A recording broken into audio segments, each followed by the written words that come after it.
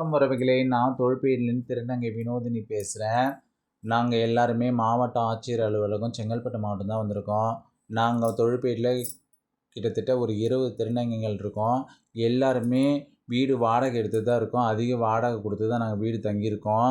எல்லாருமே ஹவுஸ் ஓனர்னா அதிகமாக எங்களை ஒரு ஃப்ரீனஸ்ஸாகவே இருக்க முடியல. ஏன்னா அதிகமாக கரண்ட் யூஸ் பண்ணுறீங்க, ஏன் அதிகமாக தண்ணி யூஸ் பண்ணுறீங்க, ரொம்ப சத்தம் போடக்கூடாது அப்படின்னு சொல்கிறாங்க.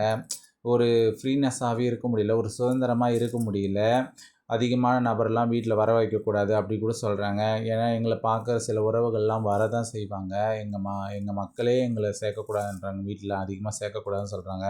அப்படின்னும்போது ரொம்ப கஷ்டமாக இருக்குது. வீடு வாடகை கொடுத்து எங்களால் இருக்க முடியாத பட்சத்தில் சரி நாங்கள் இலவச வீட்டுமனை பட்டா அப்படின்ற ஒரு ஸ்கீம் திருநங்கைகளுக்கு கொடுக்க சொல்லி ஆர்டர் போட்டதாக கவர்மெண்ட் எங்களுக்கு சொல்லியிருந்தாங்க.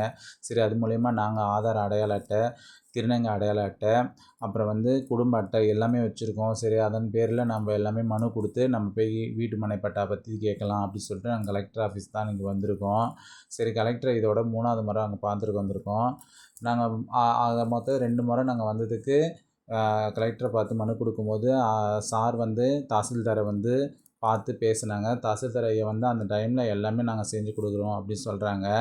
நாங்கள் மறுபடியும் அங்கே போனால், நாங்கள் தாசில்தார் மறுபடியும் போய் அங்கே பார்க்க போனால், மதுராந்தகம் உள்ள தாசில்தார் ஆஃபீஸுக்கு போனால் சார் அதிகமாக இருக்க மாட்டுறாங்க. நாங்கள் போகிற டைமில் மீட்டிங் போயிருக்காங்க, வெளியில் போயிருக்காங்க, அங்கே போயிருக்காங்க, அப்புறம் அலக்கழிக்கிறாங்க. அப்படியே சாரை நாங்கள் பார்த்தாலுமே நீங்கள் ஆர்ஐபி பாருங்கள், அவங்கள்ட்ட நான் ஒப்படைச்சிட்டேன்னு சொல்கிறாங்க.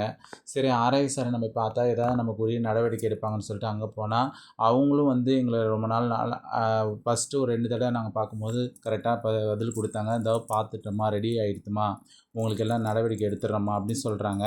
சரி நம்ம உடனே மறுபடியும் நம்ம போய் பார்க்கலாம் அப்படின்னு சொல்லி ஆராய பார்த்தா அவங்களும் எங்களை அலக்கழிக்க வைக்கிறாங்க. இது 3வது முறை நாங்கள் மாவட்ட ஆட்சித்தலைவரை தான் பார்க்க வந்திருக்கோம். மறுபடியும் மனு கொடுக்குறோம். மறுபடியும் எங்களுக்கு எந்த ஒரு ரெஸ்பான்ஸும் கொடுப்பாங்கன்னு நம்பிக்கை பேரில் நாங்கள் கொடுக்க வந்திருக்கோம்.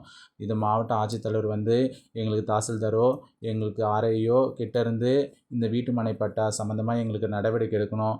மக்களாகி இந்த சோஷியல் மீடியாவில் நாங்கள் இந்த வீடியோ அப்லோட் பண்ணுறோம். நீங்களும் எங்களுக்கு சப்போர்ட் பண்ணுங்கள், நிறைய இதை ஷேர் பண்ணுங்கள், கமெண்ட்ஸ் பண்ணுங்கள். நாங்கள் பண்ணது தப்பாக இந்த மூலயமா மக்களாகி நீங்கள் தான் எங்களுக்கு சப்போர்ட் பண்ணணும். மக்களே, உங்களை நம்பி தான் இருக்கிறோம். வணக்கம் மக்களே.